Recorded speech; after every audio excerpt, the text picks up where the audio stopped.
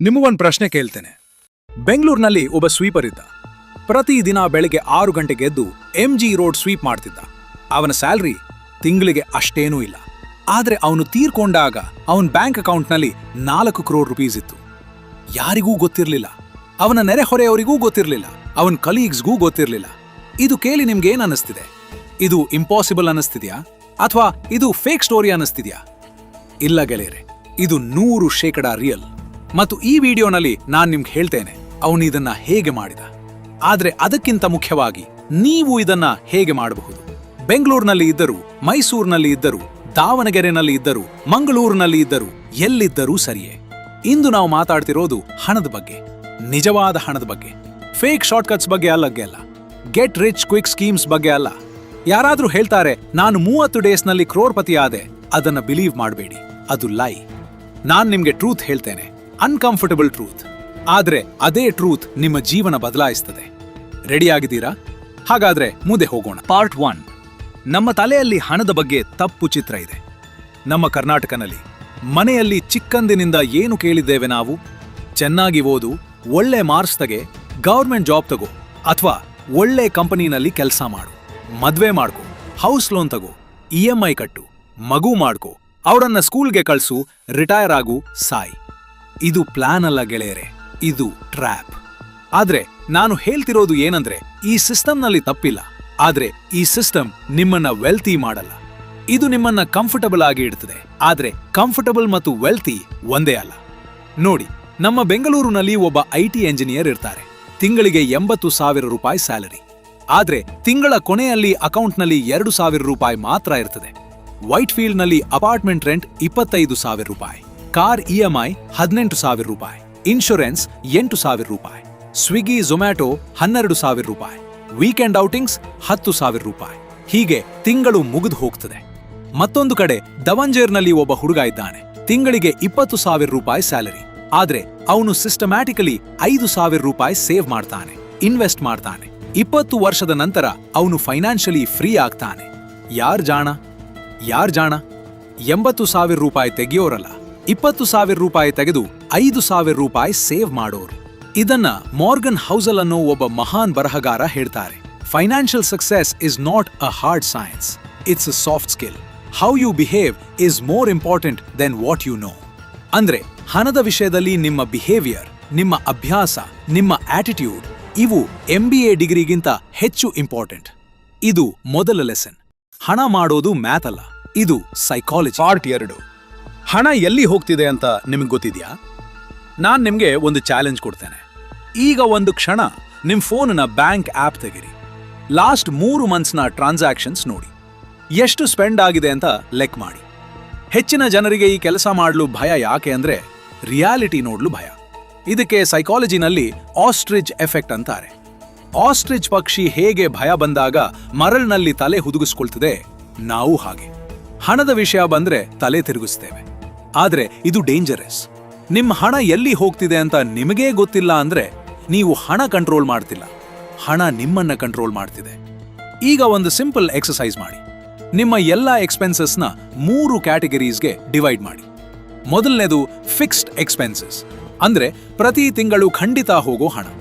Rent, EMI, grocery, electricity bill, ಇವು ಬೇಕೇ ಬೇಕು.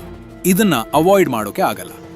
ಎರಡನೇದು ಡಿಸ್ಕ್ರೆಷನರಿ ಎಕ್ಸ್ಪೆನ್ಸಸ್, ಅಂದ್ರೆ ನಮಗೆ ಬೇಕು ಅಂತ ನಾವು ಥಿಂಕ್ ಮಾಡ್ತೇವೆ, ಆದ್ರೆ ಅಷ್ಟು ಬೇಕಿಲ್ಲ.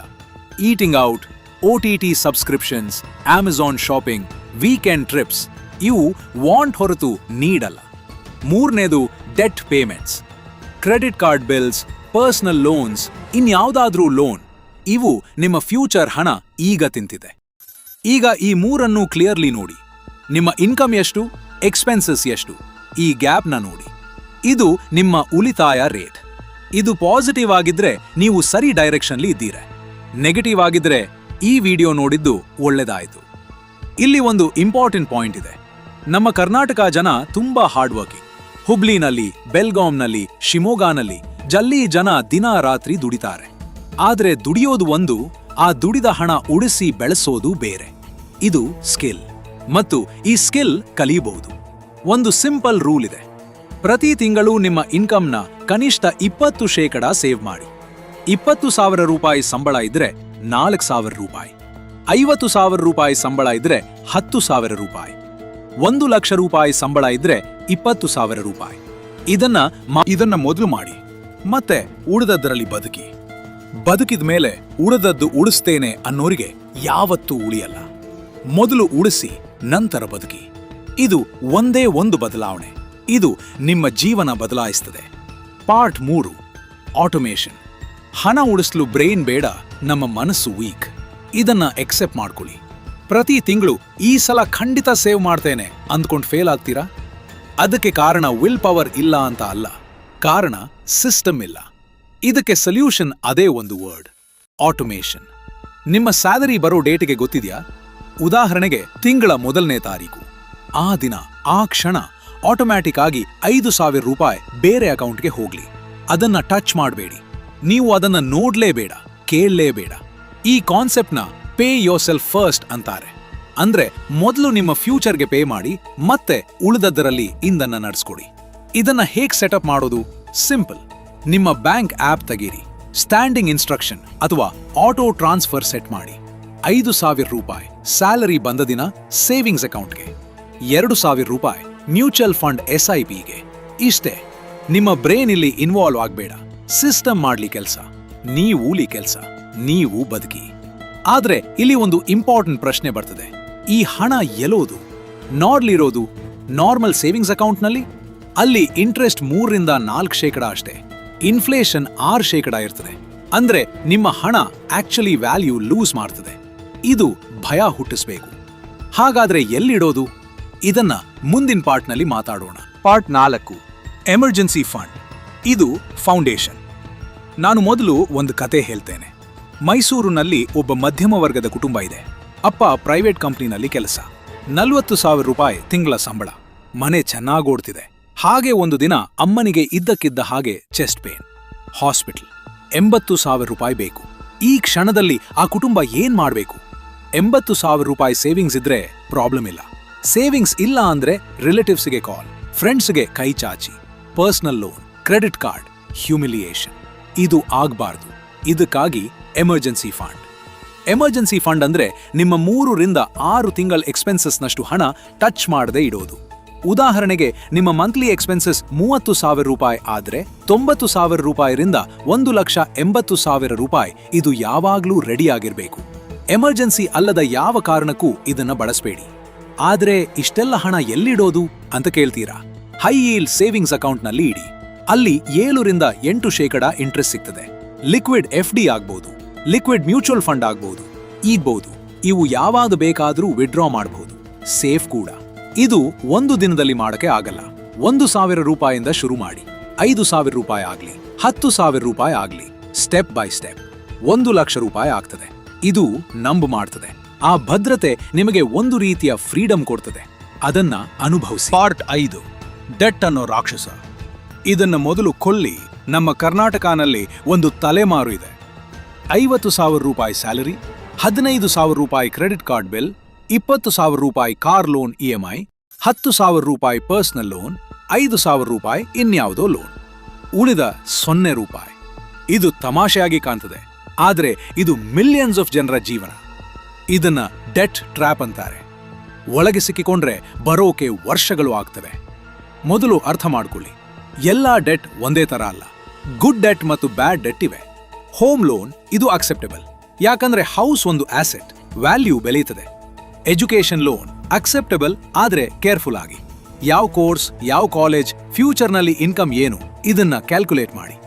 Credit card debt, personal loan ಇವು ಬ್ಯಾಡ್ ಡೆಟ್.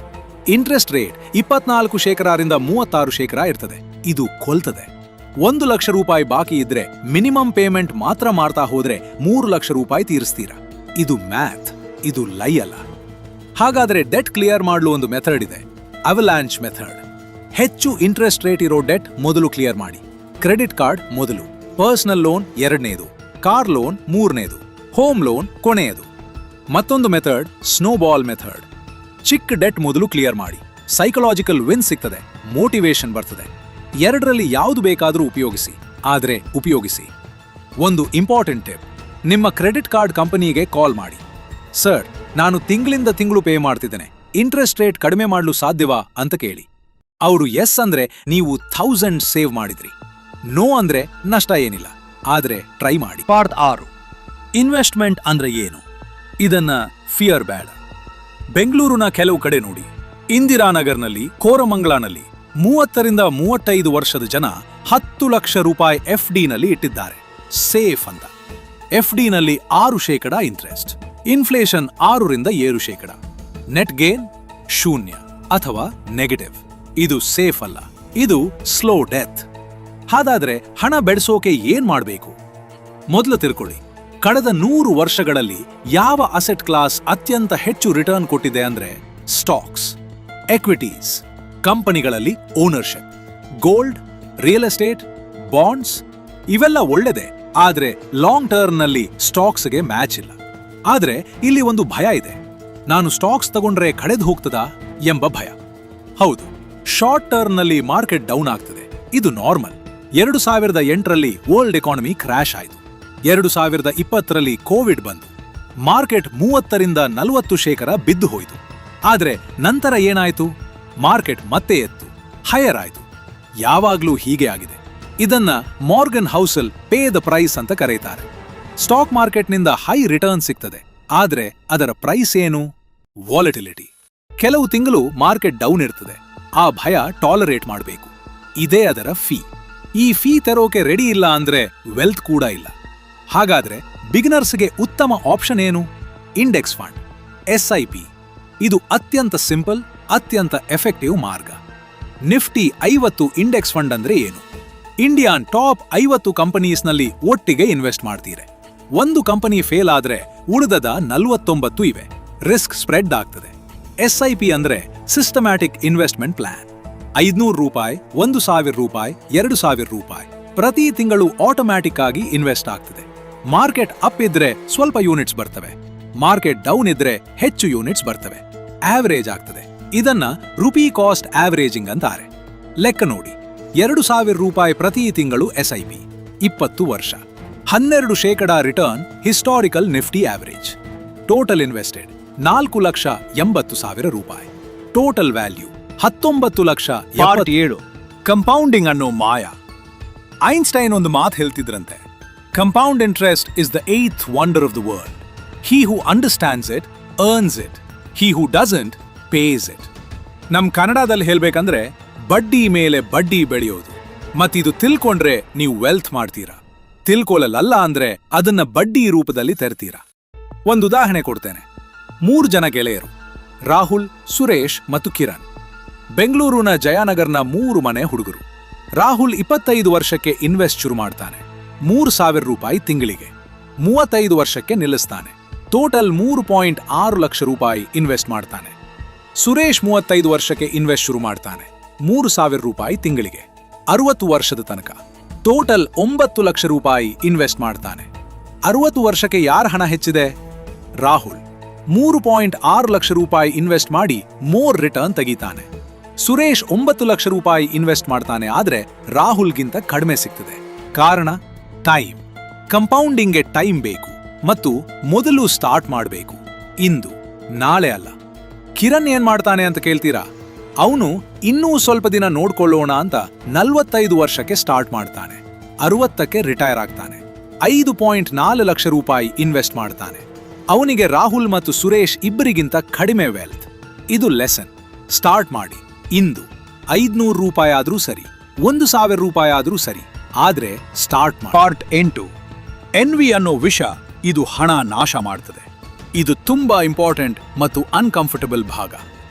ನಮ್ಮ ಕರ್ನಾಟಕನಲ್ಲಿ ಒಂದು ಫಿನಾಮಿನನ್ ಇದೆ. ನೆರೆಮನೆ ಮಗ ಬೆಂಗಳೂರಿನಲ್ಲಿ ಫ್ಲಾಟ್ ತಕೊಂಡ, ಅವನ ಮಗ ಒಳ್ಳೆ ಕಾಲೇಜ್ನಲ್ಲಿ ಓದ್ತಾನೆ, ಅವ್ರ ಹೆಂಡತಿ ಹೊಸ ಕಾರ್ ತಕೊಂಡ್ಲು, ಇನ್ಸ್ಟಾಗ್ರಾಮ್ನಲ್ಲಿ ಫೋಟೋಸ್, ವಾಟ್ಸ್ಆಪ್ ಗ್ರೂಪ್ನಲ್ಲಿ ಪ್ರೇಸ್. ನಾವು ಅದೇ ಹಳೆ ಮನೆ, ಅದೇ ಹಳೆ ಲೈಫ್. ಈ ಫೀಲಿಂಗ್ನ ಸೋಷಿಯಲ್ ಕಂಪ್ಯಾರಿಸನ್ ಅಂತಾರೆ. ಮತ್ತು ಇದು ನಮ್ಮ ಫಿನಾನ್ಷಿಯಲ್ ಡಿಸಿಷನ್ಸ್ನ ರೂಯಿನ್ ಮಾಡ್ತದೆ. ಯಾಕಂದ್ರೆ ಈ ಕಂಪ್ಯಾರಿಸನ್ ನಿಂದ ನಾವು ರಾಂಗ್ ಡಿಸಿಷನ್ಸ್ ತೆಗಿತೇವೆ. ನೀಡ್ ಇಲ್ದ ಕಾರ್ EMI, ನೀಡ್ ಇಲ್ದ ಫ್ಲಾಟ್, ನೀಡ್ ಇಲ್ದ ವೆಕೇಶನ್. ಅವ್ರು ಮಾಡ್ತಾರಲ್ಲ, ನಾನ್ಯಾಕೆ ಮಾಡಬಾರ್ದು ಅಂತ. ಆದ್ರೆ ಯಾರಿಗೂ ಗೊತ್ತಿಲ್ಲ, ಆ ನೆರೆಮನೆ ಮಗ 60 ಲಕ್ಷ ರೂಪಾಯಿ ಲೋನ್ ತಕೊಂಡು ಫ್ಲಾಟ್ ತಕೊಂಡಿದ್ದಾನೆ. 40,000 ರೂಪಾಯಿ EMI, 15,000 ರೂಪಾಯಿ ಮೇಂಟೆನೆನ್ಸ್, ಸೇವಿಂಗ್ಸ್ ಝೀರೋ. ಅವನ್ ಇನ್ಸ್ಟಾಗ್ರಾಮ್ ಲೈಫ್ ಬ್ಯೂಟಿಫುಲ್, ಅವನ್ bank statement disaster. Morgan Housel ಒಂದು ಮಾತು ಹೇಳ್ತಾರೆ, never risk what you have and need for what you don't have and don't need. ಇದನ್ನ ಕನ್ನಡದಲ್ಲಿ ಹೇಳ್ಬೇಕಂದ್ರೆ, ನಿಮ್ಮ ಬಳಿ ಇರೋದನ್ನ ಇಲ್ಲದಕ್ಕಾಗಿ ರಿಸ್ಕ್ ಮಾಡಬೇಡಿ. ಕ್ಯಾಪಿಟಲಿಸಂ ಎರಡು ಕೆಲಸ ಮಾಡ್ತದೆ ಚೆನ್ನಾಗಿ. ವೆಲ್ತ್ ಜನರೇಟ್ ಮಾಡ್ತದೆ ಮತ್ತು ಎನ್ವಿ ಜನರೇಟ್ ಮಾಡ್ತದೆ. ನೀವು ಎನ್ವಿಗೆ ಫಾಲ್ ಆದ್ರೆ ವೆಲ್ತ್ ಸಿಗಲ್ಲ. ಇನಫ್ ಅನ್ನೋ ಕಾನ್ಸೆಪ್ಟ್ ತಿಳ್ಕೊಳ್ಳಿ. 50,000 ರೂಪಾಯಿ ಸಂಬಳ ಇದ್ರೆ ಒಳ್ಳೆ ಜೀವನ ನಡೆಸಬಹುದು. 1 ಲಕ್ಷ ರೂಪಾಯಿ ಇದ್ರೆ ಕಂಫರ್ಟಬಲ್ ಆಗ್ತದೆ. 5 ಲಕ್ಷ ರೂಪಾಯಿ ಇದ್ರೆ ಮತ್ತಷ್ಟು. ಆದ್ರೆ ಯಾವ ಸ್ಟೇಜ್ನಲ್ಲೂ ಇನಫ್ ಅನ್ನೋ ಫೀಲಿಂಗ್ ಬರ್ತಿಲ್ಲ ಅಂದ್ರೆ ಅದು ಪ್ರಾಬ್ಲಮ್. ಒಬ್ಬ ಡಾಕ್ಟರ್ 5 ಲಕ್ಷ ರೂಪಾಯಿ ತಿಂಗಳಿಗೆ ತೆಗಿತಾನೆ, ಆದ್ರೆ ಅವನ ನೇಬರ್ CEO 50 ಲಕ್ಷ ರೂಪಾಯಿ ತೆಗಿತಾನೆ.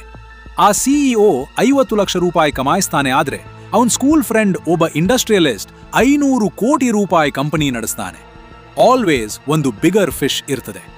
ಆ ರೇಸ್ಗೆ ಎಂಡ್ ಇಲ್ಲ. ಆದ್ರಿಂದ ನಿಮ್ಮ ಗುರಿ ಏನು ಅಂತ ನಿರ್ಧರಿಸಿ, ನಿಮ್ಮ ಇನಫ್ ಡಿಫೈನ್ ಮಾಡಿ, ಅದರ ಕಡೆ ಓಡಿ. ಬೇರೆಯವ್ರ ಲೈಫ್ಗೆ ನೋಡ್ತಾ ಇರಬೇಡಿ. ಪಾರ್ಟ್ 9, ಹಣ ಮಾಡಲು ಎಷ್ಟು ವೇಸ್ ಇದೆ. ರಿಯಲ್ ಮಾರ್ಗಗಳು. ಇಲ್ಲಿ ನಾನು ನಿಮಗೆ ನಿಜವಾದ ಪ್ರಾಕ್ಟಿಕಲ್ ಮಾರ್ಗಗಳನ್ನ ಹೇಳ್ತೇನೆ. ಫೇಕ್ ಬಿಸ್ನೆಸ್ ಐಡಿಯಾಸ್ ಅಲ್ಲ, ಕನ್ನಡ ಜನಕ್ಕೆ ರೆಲೆವೆಂಟ್ ಆದ ಮಾರ್ಗಗಳು. ಮಾರ್ಗ 1, ಸ್ಯಾಲರಿ ಹೆಚ್ಚಿಸಿ, ಸ್ಕಿಲ್ ಬೆಳೆಸಿ. ನಿಮ್ಮ ಇನ್ಕಮ್ ಸೀಲಿಂಗ್ ಮೇಲೆ ಏರಿಸೋಕೆ ಒಂದೇ ದಾರಿ, ನಿಮ್ಮ ವ್ಯಾಲ್ಯೂ ಮೇಲೆ ಏರಿಸಿ. ಮಾರ್ಕೆಟ್ಗೆ ನೀವು ಎಷ್ಟು ವ್ಯಾಲ್ಯೂಬಲ್ ಅಂತ ಅದರ ಮೇಲೆ ಸ್ಯಾಲರಿ ಇರ್ತದೆ. ಡೇಟಾ ಸೈನ್ಸ್ ಕಲಿತ್ರ 20,000 ರೂಪಾಯಿ ಸ್ಯಾಲರಿ 60,000 ರೂಪಾಯಿ ಆಗ್ತದೆ. ಡಿಜಿಟಲ್ ಮಾರ್ಕೆಟಿಂಗ್ ಕಲಿತ್ರ 15,000 ರೂಪಾಯಿ 40,000 ರೂಪಾಯಿ ಆಗ್ತದೆ. ಇಂಗ್ಲಿಷ್ ಕಮ್ಯುನಿಕೇಶನ್ ಇಂಪ್ರೂವ್ ಮಾಡ್ಕೊಂಡ್ರ ಪ್ರಮೋಷನ್ ಬರ್ತದೆ. ಕೋಡಿಂಗ್ ಕಲಿತ್ರ ವರ್ಲ್ಡ್ ತೆರ್ಕೊಳ್ತದೆ. ಪ್ರತಿ ವರ್ಷ ಒಂದು ಹೊಸ ಸ್ಕಿಲ್ ಕಲಿಯಿರಿ. ಯೂಟ್ಯೂಬ್ ಫ್ರೀ ಇದೆ. ಕೋರ್ಸೆರಾ, ಯುಡೆಮಿಗಳಲ್ಲಿ 500 ರೂಪಾಯಿಗೆ ಕೋರ್ಸಸ್ ಸಿಗ್ತವೆ. ಲೈಬ್ರರಿ ಇದೆ, ಎಕ್ಸ್ಕ್ಯೂಸ್ ಇಲ್ಲ. ಮತ್ತೊಂದು ಇಂಪಾರ್ಟೆಂಟ್ ಥಿಂಗ್, 2 ವರ್ಷಕ್ಕೊಮ್ಮೆ ಜಾಬ್ ಸ್ವಿಚ್ ಮಾಡಿ. ಸೇಮ್ ಕಂಪನಿನಲ್ಲಿ 10 ವರ್ಷ ಇದ್ರೆ 8% ಇನ್ಕ್ರಿಮೆಂಟ್. ನ್ಯೂ ಕಂಪನಿಗೆ ಹೋದ್ರೆ 30ರಿಂದ 40% ಹೈಕ್. ಇದು ಭಾರತದ ರಿಯಾಲಿಟಿ. ಮಾರ್ಗ 2, ಸೈಡ್ ಇನ್ಕಮ್ ಕಟ್ಟಿ. 1 income source risk, 2 is better, 3 is great. ಏನ್ ಮಾಡಬಹುದು? ಫ್ರೀಲಾನ್ಸಿಂಗ್, ನಿಮ್ಮ ಸ್ಕಿಲ್ ಬಳಸಿ. Writing, design, coding, teaching. Fiverr, ಅಪ್ವರ್ಕ್ನಲ್ಲಿ 5,000 ರೂಪಾಯಿಯಿಂದ 50,000 ರೂಪಾಯಿವರೆಗೆ ತಿಂಗಳಿಗೆ ಪಾಸಿಬಲ್. ಯೂಟ್ಯೂಬ್ ಚಾನೆಲ್, ನಿಮಗೆ ಏನಾದ್ರೂ ನಾಲೆಜ್ ಇದ್ರೆ, ಕುಕಿಂಗ್, ಫಾರ್ಮಿಂಗ್, ಫೈನಾನ್ಸ್, ಟೆಕ್, ಏನಾದ್ರೂ ಸರಿ. ಟೀಚಿಂಗ್, ಯಾರಾದ್ರೂ ಬೇರೆಯವರಿಗಿಂತ ಚೆನ್ನಾಗಿ ಏನಾದ್ರೂ ತಿಳ್ಕೊಂಡಿದ್ರ, 500 ರೂಪಾಯಿಗೆ ಟ್ಯೂಷನ್ ಕ್ಲಾಸ್. ಆನ್ಲೈನ್ ಕೋರ್ಸ್ ಮಾಡಿ. ರೆಂಟಲ್ ಇನ್ಕಮ್, ಒಂದು ಎಕ್ಸ್ಟ್ರಾ ರೂಮ್ ಇದ್ರೆ PG ಮಾಡಬಹುದು, ಲ್ಯಾಂಡ್ ಇದ್ರೆ ಲೀಸ್ ಮಾಡಬಹುದು. ಮಾರ್ಗ 3, ಬಿಸ್ನೆಸ್ ಶುರು ಮಾಡಿ, ಆದ್ರೆ ಸರಿಯಾಗಿ. ಇಲ್ಲಿ ಒಂದು ಟ್ರೂತ್ ಹೇಳಬೇಕು, ಬಿಸ್ನೆಸ್ ಶುರು ಮಾಡಬೇಡಿ ಅಂತ ಹೇಳ್ತಿಲ್ಲ, ಆದ್ರೆ ರಾಂಗ್ ಕಾರಣಕ್ಕೆ ಶುರು ಮಾಡಬೇಡಿ. ಬಾಸ್ ಇಷ್ಟ ಆಗ್ತಿಲ್ಲ ಅಂತ ಬಿಸ್ನೆಸ್ ಮಾಡಬೇಡಿ. ಸ್ವಾತಂತ್ರ್ಯ ಬೇಕು ಅಂತ ಮಾತ್ರ ಮಾಡಬೇಡಿ. ಇದರಲ್ಲಿ ಪ್ರಾಬ್ಲಮ್ ಇದೆ, ನಾನು ಸಾಲ್ವ್ ಮಾಡಬಲ್ಲೆ ಅಂತ ಮಾಡಿ. ರಿಯಲ್ ಬಿಸ್ನೆಸ್ ಅಂದ್ರೆ ಒಂದು ಪ್ರಾಬ್ಲಮ್ ಹುಡುಕಿ, ಅದಕ್ಕೆ ಸೊಲ್ಯೂಷನ್ ಕೊಡಿ. ಆದ ಸೊಲ್ಯೂಷನ್ ಸ್ಕೇಲಬಲ್ ಆಗಿ ಮಾಡಿ, ಆಟೋಮೇಟ್ ಮಾಡಿ. ಆಗ ನೀವು ಕೆಲಸ ಮಾಡದಿದ್ರು. Part 10, black ಸ್ವಾನ್. ನೀವು ಕಂಟ್ರೋಲ್ ಮಾಡಲಾಗದ ಈವೆಂಟ್ಸ್. ಇಲ್ಲಿ ಒಂದು ಅನ್ಕಂಫರ್ಟಬಲ್ ಟ್ರೂತ್ ಇದೆ. ಎಷ್ಟೇ ಪ್ಲಾನ್ ಮಾಡಿದ್ರೂ ಕೆಲವು ಘಟನೆಗಳನ್ನ ಪ್ರೆಡಿಕ್ಟ್ ಮಾಡಲಾಗಲ್ಲ. 2020ರಲ್ಲಿ ಕೋವಿಡ್ ಬಂತು. ಯಾರಾದ್ರೂ ಪ್ರೆಡಿಕ್ಟ್ ಮಾಡಿದ್ರ? ಇಲ್ಲ. ಯಾರ್ಯಾರ ಬಿಸ್ನೆಸ್ ಹೋಯ್ತು? ಥೌಸಂಡ್ಸ್. ಯಾರ್ಯಾರ ಜಾಬ್ ಹೋಯ್ತು? ಲ್ಯಾಕ್ಸ್. 2008ರಲ್ಲಿ ಫೈನಾನ್ಷಿಯಲ್ ಕ್ರೈಸಿಸ್ ಬಂತು. 50 ಲಕ್ಷ ರೂಪಾಯಿ, 25 ಲಕ್ಷ ರೂಪಾಯಿ ಆಯ್ತು ಕೆಲವು ತಿಂಗಳಲ್ಲಿ. ಇದಕ್ಕೇನ್ ಮಾಡಬೇಕು? ಪ್ರೆಡಿಕ್ಟ್ ಮಾಡಲಾಗಲ್ಲ, ಆದ್ರೆ ಪ್ರಿಪೇರ್ ಮಾಡಬಹುದು. ಮೊದಲು ಇಮರ್ಜೆನ್ಸಿ ಫಂಡ್ ಇರಲಿ, ಮೇಲೆ ಹೇಳಿದ್ದೇನೆ. 2ನೇದು, ಒಂದೇ ಸೋರ್ಸ್ನ ಮೇಲೆ ಡಿಪೆಂಡ್ ಮಾಡಬೇಡಿ, ಮಲ್ಟಿಪಲ್ ಇನ್ಕಮ್ ಸ್ಟ್ರೀಮ್ಸ್. 3ನೇದು, ಡೆಟ್ ಕಡಿಮೆ ಮಾಡಿ. ಕ್ರೈಸಿಸ್ನಲ್ಲಿ 30,000 ರೂಪಾಯಿ EMI ಇದ್ರೆ ನೈಟ್ ಮೇರ್. 4ನೇದು, ಇನ್ವೆಸ್ಟ್ ಮಾಡಲು ಹೆದರಬೇಡಿ. ಮಾರ್ಕೆಟ್ ಡೌನ್ ಆದಾಗ ಮೋರ್ ಯೂನಿಟ್ಸ್ ಕೊಳ್ಳಿ. ಲಾಂಗ್ ಟರ್ಮ್ನಲ್ಲಿ ಆಲ್ವೇಸ್ ರಿಕವರ್ ಆಗ್ತದೆ. ಒಂದು ಇಂಪಾರ್ಟೆಂಟ್ ಫ್ಯಾಕ್ಟ್, S ಮತ್ತು P 500 ಇಂಡೆಕ್ಸ್ನ ಕಳೆದ 100 ವರ್ಷದಲ್ಲಿ ಆವರೇಜ್ ರಿಟರ್ನ್ ಏನಂದ್ರೆ 10% ಪರ್ ಇಯರ್. 2 ವರ್ಲ್ಡ್ ವಾರ್ಸ್ ಆಗಿದ್ದವು. ಗ್ರೇಟ್ ಡಿಪ್ರೆಷನ್ ಆಗಿತ್ತು. 10,000 ರೂಪಾಯಿ 1 ಕೋಟಿ ರೂಪಾಯಿ ಆಗಿತ್ತು. ಇದು ರಿಯಲ್. ಮ್ಯಾಕ್ರೋ ಪ್ರೆಡಿಕ್ಷನ್ಸ್ ಕೇಳಬೇಡಿ. 2026ನಲ್ಲಿ ಕ್ರ್ಯಾಶ್ ಆಗ್ತದೆ ಅಂತ ಯಾರಾದ್ರೂ ಹೇಳ್ತಾರೆ, ಅದನ್ನ ಬಿಲೀವ್ ಮಾಡಬೇಡಿ. Focus on what you can control. Save, invest, diversify, wait. Part 11, pessimism. ಭಯ ಮತ್ತು ಆಪ್ಟಿಮಿಸಂ, ಧೈರ್ಯ. ನಮ್ಮ ಸುತ್ತ ಯಾವಾಗಲೂ ನೆಗೆಟಿವ್ ನ್ಯೂಸ್ ಬರ್ತದೆ. ರಿಸೆಷನ್ ಬರ್ತದೆ, ಜಾಬ್ಸ್ ಹೋಗ್ತವೆ, AI ಎಲ್ಲ ನಾಶ ಮಾಡ್ತದೆ, ಮಾರ್ಕೆಟ್ ಕ್ರ್ಯಾಶ್ ಆಗ್ತದೆ, ಇದೆಲ್ಲ ಕೇಳ್ತೀವಿ. ಪೆಸಿಮಿಸ್ಟ್ ಇಂಟೆಲಿಜೆಂಟ್ ಆಗಿ ಕಾಣ್ತಾನೆ, ಆಪ್ಟಿಮಿಸ್ಟ್ ನೈವ್ ಆಗಿ ಕಾಣ್ತಾನೆ. ಇದು ಯಾಕೆ? ಯಾಕಂದ್ರೆ ನಮ್ಮ ಬ್ರೈನ್ ಎವಲ್ಯೂಷನರಿ ಆಗಿ ಥ್ರೆಟ್ಸ್ಗೆ ಜಾಸ್ತಿ ರೆಸ್ಪಾಂಡ್ ಮಾಡ್ತದೆ. ಲಾಸ್ 1,000 ರೂಪಾಯಿಯ ಪೇನ್ 2,000 ರೂಪಾಯಿಗೆ ವಿನ್ನ ಜಾಯ್ಗಿಂತ ಹೆಚ್ಚಿರ್ತದೆ. ಇದು ಸರ್ವೈವಲ್ ಮೆಕ್ಯಾನಿಸಮ್. ಜಂಗಲ್ನಲ್ಲಿ ಟೈಗರ್ ಬಂತು ಅಂದ್ರೆ ರಿಯಾಕ್ಟ್ ಮಾಡಬೇಕು. ಆದ್ರೆ ಸ್ಟಾಕ್ ಮಾರ್ಕೆಟ್ನಲ್ಲಿ ಇದೇ ಬ್ರೈನ್ ತಪ್ಪು ಡೆಸಿಷನ್ಸ್ ತೆಗೆಸ್ತದೆ. ಪ್ರೋಗ್ರೆಸ್ ಯಾವಾಗ್ಲೂ ಸ್ಲೋ, ಸೆಟ್ ಬ್ಯಾಕ್ಸ್ ಯಾವಾಗ್ಲೂ ಸಡನ್. ಹಾಗಾಗಿ ನ್ಯೂಸ್ನಲ್ಲಿ ನೆಗೆಟಿವ್ ಕಾಣ್ತದೆ. ಆದ್ರೆ ರಿಯಾಲಿಟಿ ನೋಡಿ, 1947ರಲ್ಲಿ ಇಂಡಿಯಾ ಆವರೇಜ್ ಲೈಫ್ ಎಕ್ಸ್ಪೆಕ್ಟೆನ್ಸಿ 32 ವರ್ಷ, ಈಗ 70ಕ್ಕೂ ಹೆಚ್ಚು ವರ್ಷ. ಅಂದು ಇಂಡಿಯಾ ಪರ್ ಕ್ಯಾಪಿಟಾ ಇನ್ಕಮ್ 264 ರೂಪಾಯಿ, ಈಗ 1.7 ಲಕ್ಷ ರೂಪಾಯಿ. ಇದು ಪ್ರೋಗ್ರೆಸ್. ಇದು ಆಪ್ಟಿಮಿಸಂ ಜಸ್ಟಿಫೈ ಮಾಡ್ತದೆ. ಹಾಗಾಗಿ ನೆಗೆಟಿವ್ ನ್ಯೂಸ್ ಕೇಳ್ತಾ ಇರಿ, ಆದ್ರೆ ಅದ್ರ ಮೇಲೆ ರಾಂಗ್ ಫೈನಾನ್ಷಿಯಲ್ ಡಿಸಿಷನ್ಸ್ ತೆಗೆಯಬೇಡಿ. ಲಾಂಗ್ ಟರ್ಮ್ ಇನ್ವೆಸ್ಟರ್ ಆಗಿ ಸಿಸ್ಟಮ್ಯಾಟಿಕ್ ಆಗಿ ಇನ್ವೆಸ್ಟ್ ಮಾಡ್ತಾ ಇರಿ. ಪಾರ್ಟ್ 12, ಶ್ರೀಮಂತರ್. ಮೈಂಡ್ಸೆಟ್ ವಿರುದ್ಧ ಬಡವರ್ ಮೈಂಡ್ಸೆಟ್. ಇಲ್ಲಿ ಒಂದು ಸೆನ್ಸಿಟಿವ್ ಟಾಪಿಕ್ ಮಾತಾಡ್ತೇನೆ, ಆದ್ರೆ ಇದು ಇಂಪಾರ್ಟೆಂಟ್. ಶ್ರೀಮಂತರು ಮತ್ತು ಮಿಡಲ್ ಕ್ಲಾಸ್ ಜನ ಹಣದ ಬಗ್ಗೆ ಡಿಫ್ರೆಂಟ್ಲಿ ಥಿಂಕ್ ಮಾಡ್ತಾರೆ. ಮಿಡಲ್ ಕ್ಲಾಸ್ ಮನಸ್ಥಿತಿ, ಒಳ್ಳೆ ಕೆಲಸ ಸಿಕ್ಕರೆ ಸೆಟ್, ಸೆಕ್ಯೂರಿಟಿ ಸಿಕ್ಕರೆ ಸಾಕು, ರಿಸ್ಕ್ ಬೇಡ, ಕಷ್ಟಪಡ್ತಾ ಇದ್ದೇನೆ ಸಾಕಾಗ್ತದೆ. ವೆಲ್ತಿ ಮನಸ್ಥಿತಿ, ಹೇಗೆ ವ್ಯಾಲ್ಯೂ ಕ್ರಿಯೇಟ್ ಮಾಡ್ಬೋದು, ರಿಸ್ಕ್ ತೆಗಿತಾರೆ, ಫೇಲ್ ಆದ್ರೆ ಲೆಸನ್ ತಕ್ಕೊಳ್ತಾರೆ, ಆಸೆಟ್ಸ್ ಬಿಲ್ಡ್ ಮಾಡ್ತಾರೆ, ಹಣ ದುಡಿಸ್ತಾರೆ. ಒಂದು ಕಾಂಕ್ರೀಟ್ ಡಿಫರೆನ್ಸ್, ಮಿಡಲ್ ಕ್ಲಾಸ್ ಜನ ಲಕ್ಸುರಿ ಐಟಮ್ಸ್ ಮೊದಲುಕೊಳ್ತಾರೆ, ವೆಲ್ತಿ ಜನ ಆಸೆಟ್ಸ್ ಮೊದಲುಕೊಳ್ತಾರೆ. ಅಂದ್ರೆ 5 ಲಕ್ಷ ರೂಪಾಯಿ ಬೋನಸ್ ಬಂತು ಅಂದ್ಕೊಳ್ಳಿ, ಮಿಡಲ್ ಕ್ಲಾಸ್ ಮನಸ್ಥಿತಿ, ಹೊಸ ಕಾರ್ ತಕೊಳ್ಳೋಣ. ವೆಲ್ತಿ ಮನಸ್ಥಿತಿ, 4 ಲಕ್ಷ ರೂಪಾಯಿ ಇನ್ವೆಸ್ಟ್ ಮಾಡ್ತೇನೆ, 1 ಲಕ್ಷ ರೂಪಾಯಿ ಚೆನ್ನಾದ ಎಕ್ಸ್ಪೀರಿಯನ್ಸ್ಗೆ ಖರ್ಚು ಮಾಡ್ತೇನೆ. ಕಾರ್ 5 ಲಕ್ಷ ರೂಪಾಯಿ ಆದ್ರೆ 5 ವರ್ಷದ ನಂತರ 2 ಲಕ್ಷ ರೂಪಾಯಿ ವರ್ತ್. 4 ಲಕ್ಷ ರೂಪಾಯಿ ಇನ್ವೆಸ್ಟ್ ಆದ್ರೆ 5 ವರ್ಷದ ನಂತರ 7 ಲಕ್ಷ ರೂಪಾಯಿ ಆಗ್ತದೆ. ಇದು ಚಾಯ್ಸ್. ಆದ್ರೆ ಒಂದು ಇಂಪಾರ್ಟೆಂಟ್ ಪಾಯಿಂಟ್, ಇದು ಮಜಾ ಮಾಡಬೇಡಿ ಅಂತ ಹೇಳ್ತಿಲ್ಲ. ಲೈಫ್ ಎಂಜಾಯ್ ಮಾಡಿ. 500 ರೂಪಾಯಿಗೆ ಊಟ ತಿನ್ನಿ, ಟ್ರಿಪ್ ಹೋಗಿ, 1,000 ರೂಪಾಯಿಗೆ ಕಾನ್ಸರ್ಟ್ ನೋಡಿ. ಆದ್ರೆ ಫ್ಯೂಚರ್ನ ಸ್ಯಾಕ್ರಿಫೈಸ್ ಮಾಡಬೇಡಿ ಇಂದಿನ ಪ್ಲೆಜರ್ಗಾಗಿ. ಬ್ಯಾಲೆನ್ಸ್ ಇರ್ಲಿ. ಇಂದು ಬದುಕಿ, ನಾಳೆಗೂ ಬಿಲ್ಡ್ ಮಾಡಿ. ಪಾರ್ಟ್ 13, ಇನ್ಕಮ್ ಹೆಚ್ಚಾಗಬೇಕು. ಎಕ್ಸ್ಪೆನ್ಸ್ ಕಟ್ ಮಾತ್ರ ಸಾಲಲ್ಲ. ಒಂದು ಕ್ರಿಟಿಕಲ್ ಪಾಯಿಂಟ್ ಇದೆ. ಜನ ಯಾವಾಗ್ಲೂ ಎಕ್ಸ್ಪೆನ್ಸ್ ಕಟ್ ಮಾಡ್ತೇನೆ ಅಂತಾರೆ. ಕಾಫಿ ಬಿಡ್ತೇನೆ, OTT ಕ್ಯಾನ್ಸಲ್ ಮಾಡ್ತೇನೆ, ರೆಸ್ಟೋರೆಂಟ್ ಹೋಗ್ಲಾ. ಇದು ಗುಡ್, ಆದ್ರೆ ಸಾಕಾಗಲ್ಲ. ಎಕ್ಸ್ಪೆನ್ಸ್ಗೆ ಲೋವರ್ ಲಿಮಿಟ್ ಇದೆ. 0 ರೂಪಾಯಿಗಿಂತ ಕಡಿಮೆ ಕಟ್ಟಾಗಲ್ಲ. ಆದ್ರೆ ಇನ್ಕಮ್ಗೆ ಅಪರ್ ಲಿಮಿಟ್ ಇಲ್ಲ. ಥಿಯರೆಟಿಕಲಿ 1 ಕೋಟಿ ರೂಪಾಯಿ, 10 ಕೋಟಿ ರೂಪಾಯಿ, 100 ಕೋಟಿ ರೂಪಾಯಿ ತೆಗಿಬಹುದು. ಹಾಗಾಗಿ ಎರಡೂ ಮಾಡಿ. ಕಟ್ ಮಾಡಿ, ಆದ್ರೆ ಅದರ ಜೊತೆ ಇನ್ಕಮ್ ಹೆಚ್ಚಿಸೋಕೆ ಕೆಲಸ ಮಾಡಿ. ಇನ್ಕಮ್ ಹೆಚ್ಚಿಸಲು ಏನ್ ಮಾಡಬೇಕು? ಸ್ಕಿಲ್ ಅಪ್ಗ್ರೇಡ್, ನ್ಯೂ ಆಪರ್ಚುನಿಟೀಸ್ ಹುಡುಕಿ, ನೆಟ್ವರ್ಕ್ ಬೆಳೆಸಿ, ಒಳ್ಳೆ ಪೀಪಲ್ ಜೊತೆ ಇರಿ, ಮೆಂಟರ್ಸ್ ಹುಡುಕಿ. ಒಂದು ಸಿಂಪಲ್ ಹ್ಯಾಬಿಟ್, ಪ್ರತಿದಿನ 30 ನಿಮಿಷ ಲರ್ನ್ ಮಾಡಿ. 0 ರೂಪಾಯಿ ಕಾಸ್ಟ್. ಯೂಟ್ಯೂಬ್, ಪಾಡ್ಕಾಸ್ಟ್, ಬುಕ್ ಏನಾದ್ರೂ ಸರಿ. 1 ವರ್ಷದಲ್ಲಿ 180 ಗಂಟೆ, ಅಂದ್ರೆ ಒಂದು ಫುಲ್ ಟೈಮ್ ಕೋರ್ಸ್ಗಿಂತ ಹೆಚ್ಚು. ಇದು ಕಾಂಪೌಂಡ್ ಆಗ್ತದೆ. ಪಾರ್ಟ್ 14, ಲಾಟರಿ ಟಿಕೆಟ್ಸ್ ಮತ್ತು ಶಾರ್ಟ್ ಕಟ್ಸ್ ಬಗ್ಗೆ ಟ್ರೂತ್. ನಮ್ಮ ಕರ್ನಾಟಕದಲ್ಲಿ ಲಾಟರಿ ಒಂದು ಸಂಸ್ಕೃತಿ. ಶಿಕ್ಷಣ ಕಡಿಮೆ ಇರೋ ಊರಿನಲ್ಲಿ ಕಡಿಮೆ ಇನ್ಕಮ್ ಇರೋ ಜನ ಲಾಟರಿಗೆ ಜಾಸ್ತಿ ಹಣ ಖರ್ಚು ಮಾಡ್ತಾರೆ. ಇದನ್ನ ಜಡ್ಜ್ ಮಾಡೋದಲ್ಲ ನಮ್ಮ ಕೆಲಸ. ಯಾಟ್ ಮಾಡ್ತಾರೆ ಅಂತ ಅರ್ಥ ಮಾಡ್ಕೊಳ್ಳಿ. ಅವ್ರ ಪರ್ಸ್ಪೆಕ್ಟಿವ್ನಲ್ಲಿ ಪೇಚೆಕ್ ಟು ಪೇಚೆಕ್ ಬದುಕ್ತಾ ಇದ್ದಾರೆ. ಡ್ರೀಮ್ ಕಾಣೋಕೆ ಅದೊಂದು ದಾರಿ. 50 ರೂಪಾಯಿ ಲಾಟರಿ ಟಿಕೆಟ್ ಸಮಾನ dream of a better life. ಆದ್ರೆ ಸ್ಟ್ಯಾಟಿಸ್ಟಿಕ್ಸ್ ಏನ್ ಹೇಳ್ತದೆ? ಲಾಟರಿ ವಿನ್ ಪ್ರಾಬಬಿಲಿಟಿ ಎಷ್ಟು? 1 ಕ್ರೋರ್ ಚಾನ್ಸಸ್ನಲ್ಲಿ 1. 50 ರೂಪಾಯಿ ಲಾಟರಿಗೆ 50 ರೂಪಾಯಿ ಕ್ರೋರ್ ವಿನ್. 50 ರೂಪಾಯಿ ಇನ್ವೆಸ್ಟ್ ಮಾಡಿದ್ರೆ 30 ವರ್ಷದ ನಂತರ 2,000 ರೂಪಾಯಿ ಆಗ್ತದೆ. ಇದು ಮ್ಯಾಥ್. ಆದ್ರೆ ಲಾಟರಿ ಬಿಡ್ಲು ಹೇಳ್ತಿಲ್ಲ. 100 ರೂಪಾಯಿ ಲಾಟರಿ ಅಷ್ಟೇ ಖರ್ಚು ಮಾಡಿ. 500 ರೂಪಾಯಿ ಲಾಟರಿ ಬೇಡ. 1,000 ರೂಪಾಯಿ ಲಾಟರಿ ಖಂಡಿತ ಬೇಡ. ಎಂಟರ್ಟೈನ್ಮೆಂಟ್ಗೆ 100 ರೂಪಾಯಿ ಸರಿ. ಫೈನಾನ್ಷಿಯಲ್ ಪ್ಲಾನ್ 100 ರೂಪಾಯಿ ಮೇಲೆ ಡಿಪೆಂಡ್ ಮಾಡಬೇಡಿ. ಶಾರ್ಟ್ ಕಟ್ಸ್ ಬಗ್ಗೆ ಒಂದು ಮಾತು.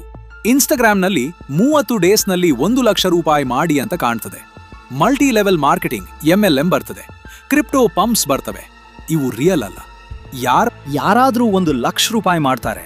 ಆ 1 ಲಕ್ಷ ರೂಪಾಯಿ ಬೇರೆ ಯಾರದ್ದೋ ಕೈಯಿಂದ ಬರ್ತದೆ. Zero sum game. ವೆಲ್ತ್ ಒಂದು ರೇಸ್, ಲಾಂಗ್ ಡಿಸ್ಟೆನ್ಸ್ ರೇಸ್, ಸ್ಪ್ರಿಂಟ್ನಲ್ಲ, ಮ್ಯಾರಥಾನ್. ಪಾರ್ಟ್ 15, ಫೈನಾನ್ಷಿಯಲ್ ಫ್ರೀಡಮ್ ಅಂದ್ರೆ ಏನು? ರಿಯಲ್ ಗೋಲ್ ಏನು? ಶ್ರೀಮಂತ ಆಗೋದು ಫೈನಲ್ ಗೋಲ್ ಅಲ್ಲ. ಫ್ರೀಡಮ್ ಪಡೆಯೋದು ಫೈನಲ್ ಗೋಲ್. ಫೈನಾನ್ಷಿಯಲ್ ಫ್ರೀಡಮ್ ಅಂದ್ರೆ ಯಾವ ದಿನ ನಿಮ್ಮ ಇನ್ವೆಸ್ಟ್ಮೆಂಟ್ಸ್ ರಿಂದ ಬರೋ ಹಣ ನಿಮ್ಮ ಎಕ್ಸ್ಪೆನ್ಸಸ್ ಕವರ್ ಮಾಡ್ತದೆ, ಆ ದಿನ ನೀವು ಫೈನಾನ್ಷಿಯಲಿ ಫ್ರೀ. ಆ ದಿನ ನೀವು ಬಾಸ್ ಮಾಡಿದ್ದನ್ನ ಮಾಡಬೇಕಿಲ್ಲ. ಆ ದಿನ ನೀವು ನಿಮ್ಮ ಪ್ಯಾಷನ್ ಫಾಲೋ ಮಾಡಬಹುದು. ಉದಾಹರಣೆ, ನಿಮ್ಮ ಮಂತ್ಲಿ ಎಕ್ಸ್ಪೆನ್ಸಸ್ 40,000 ರೂಪಾಯಿ.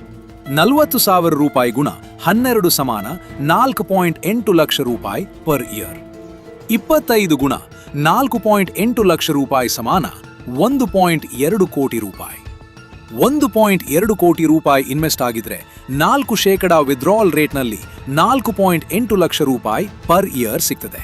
ಇದಕ್ಕೆ 4% ರೂಲ್ ಅಂತಾರೆ. ಇದು ಫೈನಾನ್ಷಿಯಲ್ ಇಂಡಿಪೆಂಡೆನ್ಸ್ ನಂಬರ್. ಈ ನಂಬರ್ ತಲುಪೋಕೆ ಎಷ್ಟು ವರ್ಷ ಆಗ್ತದೆ ನಿಮ್ಮ ಸೇವಿಂಗ್ಸ್ ರೇಟ್ ಮೇಲೆ ಡಿಪೆಂಡ್ ಮಾಡ್ತದೆ. 50% ಸೇವ್ ಮಾಡ್ತೀರಾ ಅಂದ್ರೆ 17 ವರ್ಷ, 75% ಸೇವ್ ಮಾಡ್ತೀರಾ ಅಂದ್ರೆ 7 ವರ್ಷ. ಈ ಗೆಳೆಯರೆ, ಇದು ಪಾಸಿಬಲ್. 30,000 ರೂಪಾಯಿ ತೆಗೆಯೋರ್ಗೂ ಪಾಸಿಬಲ್, 80,000 ರೂಪಾಯಿ ತೆಗೆಯೋರ್ಗೂ ಪಾಸಿಬಲ್, 2 ಲಕ್ಷ ರೂಪಾಯಿ ತೆಗೆಯೋರ್ಗೂ ಪಾಸಿಬಲ್. ಬೇಕಾಗಿರೋದು ಸಿಸ್ಟಮ್, ಡಿಸಿಪ್ಲಿನ್, ಟೈಮ್. ಪಾರ್ಟ್ 16, ಇಂದಿನಿಂದ ಏನ್ ಮಾಡಬೇಕು? Action plan. ನಾನ್ ನಿಮ್ಗೆ ಒಂದು ಕ್ಲಿಯರ್ ಆಕ್ಷನ್ ಪ್ಲಾನ್ ಕೊಡ್ತೇನೆ. ಇದನ್ನ ನೋಟ್ಬುಕ್ನಲ್ಲಿ ಬರ್ಕೊಳ್ಳಿ. ಈ ವಾರ ಲಾವರ ಲಾಸ್ಟ್ 3 ಮಂತ್ಸ್ನ ಎಕ್ಸ್ಪೆನ್ಸಸ್ ನೋಡಿ, ರೂಪಾಯಿ ಲೆಕ್ಕ ಹಾಕಿ, ಸೇವಿಂಗ್ಸ್ ರೇಟ್ ಕ್ಯಾಲ್ಕುಲೇಟ್ ಮಾಡಿ. ಮುಂದಿನ ವಾರ ದೊಡ್ಡ ಖರ್ಚುಗಳು ಲಿಸ್ಟ್ ಮಾಡಿ. ಒಂದೊಂದನ್ನ 20% ಕಟ್ ಮಾಡಲು ಸಾಧ್ಯವಾ ಅಂತ ಯೋಚಿಸಿ. ಈ ತಿಂಗಳು ಸ್ಯಾಲರಿ ಬಂದ ದಿನ ಮೊದಲ ಕೆಲಸ 1,000 ರೂಪಾಯಿ ಆದ್ರೂ ಸರಿ ರೆಕರಿಂಗ್ ಡಿಪಾಸಿಟ್ ಅಥವಾ ಮ್ಯೂಚುವಲ್ ಫಂಡ್ SIP ಶುರು ಮಾಡಿ, ಆಟೋಮೇಟ್ ಮಾಡಿ. ಈ ತ್ರೈಮಾಸಿಕ ಎಮರ್ಜೆನ್ಸಿ ಫಂಡ್ 10,000 ರೂಪಾಯಿ ಆಗ್ಲಿ. ಕ್ರೆಡಿಟ್ ಕಾರ್ಡ್ ಡೆಟ್ ಇದ್ರೆ 500 ರೂಪಾಯಿ ಎಕ್ಸ್ಟ್ರಾ ತೆರಿ. ಈ ವರ್ಷ ಒಂದು ನ್ಯೂ ಸ್ಕಿಲ್ ಕಲಿಯಿರಿ. 1,000 ರೂಪಾಯಿ ಒಂದು ಕೋರ್ಸ್ಗೆ ಇನ್ವೆಸ್ಟ್ ಮಾಡಿ. ಸೈಡ್ ಇನ್ಕಮ್ ಒಂದು ಟ್ರೈ ಮಾಡಿ. 5 ವರ್ಷ ಗೋಲ್. ಇಮರ್ಜೆನ್ಸಿ ಫಂಡ್ ಫುಲ್, ಬ್ಯಾಡ್ ಡೆಟ್ 0, SIP 5,000 ರೂಪಾಯಿ ಪ್ಲಸ್ ಪರ್ ಮಂತ್, ಒಂದು ಸೈಡ್ ಇನ್ಕಮ್. 10 ವರ್ಷ ಗೋಲ್. ಫಿನಾನ್ಷಿಯಲ್ ಫ್ರೀಡಮ್ ನಂಬರ್ ಕ್ಯಾಲ್ಕುಲೇಟ್ ಮಾಡಿ, ಅತ್ತ ಮುಖ ಮಾಡಿ. ಇದು ಓವರ್ವೆಲ್ಮಿಂಗ್ ಆಗಿ ಕಾಣ್ತದೆ? ಒಂದು ಸ್ಟೆಪ್ ಮಾಡಿ ಹಿಂದೆ. 500 ರೂಪಾಯಿ SIP ಶುರು ಮಾಡಿ ಅಷ್ಟೇ, ಮಿಕ್ಕದ್ದು ನಾಳೆ. ಪಾರ್ಟ್ 17, ನಿಜವಾದ ಶ್ರೀಮಂತಿಕೆ ಅಂದ್ರೆ ಏನು? ನಾನು ಈ ವಿಡಿಯೋ ಮುಗಿಸ್ಬೇಕಾಗಿದೆ, ಆದ್ರೆ ಮೊದಲು ಒಂದು ಮಾತು. ರಿಯಲ್ ವೆಲ್ತ್ 10 ಕೋಟಿ ರೂಪಾಯಲ್ಲಿ ಇಲ್ಲ.